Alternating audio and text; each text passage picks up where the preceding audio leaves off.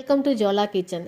இன்னைக்கு வெண்பூசணியில் பருப்பு கூட்டு செய்வோம் வாங்க. இந்த ஒரு பீஸு வெண்பூசணி 20 ரூபா. இதை சிறு பருப்பு, பாசிப்பருப்பு, ஒரு தக்காளி, ஒரு வெங்காயம், காரத்துக்கு ஒரு பச்சை மிளகா, இதை 4ஐயும் போட்டு நல்லா மலர வேக வச்சுக்கலாம். இது வேகட்டும். அது கட்டியும் பூசணிக்காவை நம்ம இந்த கட் பண்ணிப்போம். நல்லா வெந்துருச்சு பாருங்கள். இப்போ பூசணிக்காவை கட் பண்ணி நம்ம அதில் போட்டுக்கலாம். போட்டுட்டு கொஞ்சமாக மஞ்சத்தூள், கொஞ்சோண்டு உப்பு. இதுக்கு உப்பை போடும்போது ஜாக்கிரதையாக போடுங்க. இது கொஞ்சோண்டு போட்டாலும் உப்பு ரொம்ப கரிக்கும், அதனால் கம்மியாக போடுங்க. பார்த்துக்கிட்டு அப்புறம் சேர்த்துக்கலாம்.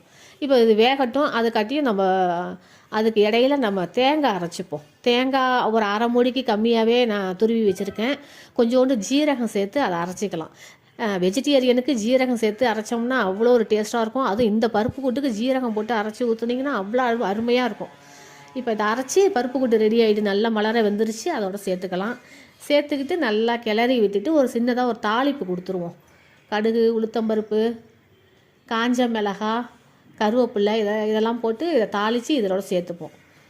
நாங்கள் சின்ன பிள்ளையாக இருக்கும்போதெல்லாம் இந்த வெண்பூசணி ஃப்ரீயாகவே கிடைக்கும். எல்லாம் தெருவில் உள்ளவங்களுக்கு எல்லாருக்கும் பீஸ் போட்டு கொடுப்பாங்க. இப்போ இந்த ஒரு பீஸ் 20 ரூபா. இது ஒரு ஆட்டு கறி சாப்பிட்ட குளிர்ச்சி இந்த ஒரு பீஸில் இருக்குது. அதனால் வெண்பூசணி கிடச்சா விட்டுறாதீங்க, வாங்கி சமைச்சு சாப்பாட்டில் சேர்த்துக்குங்க. இப்போ தாளிச்சுப்போமா. இப்போ கருவேப்பிலை போட்டுக்கலாம். கருவேப்பிலை போட்டு பருப்பு கூட்டோடு இதை சேர்த்துக்கலாம். அருமையாக இருக்கும். இதை சூடான சாதத்தில் போட்டு சாப்பிட்டோன்னு வச்சுங்களேன், அப்படியே அமிர்தமாக இருக்கும். இது நெய் விட்டு சாப்பிடணும், பிசைஞ்சு சாப்பிடணும். இதை நான் எண்ணெய் கத்திரிக்காய் குழம்புக்கு சைடிஷாக தான் இதை செஞ்சுருக்கேன் நான். இப்போ கொத்தமல்லி கீரையை தூவிக்கலாம். தூவிக்கிட்டு கிளறிக்கிட்டு நம்ம பரிமாறிடுவோம். சாப்பாடை பரிமாறிடலாம். சீக்கிரம் செய்கிற காஸ்ட்லியான சாப்பாடு இதெல்லாம். ஈஸியாக கிடைக்கக்கூடிய காஸ்ட்லியான சாப்பாடு இது.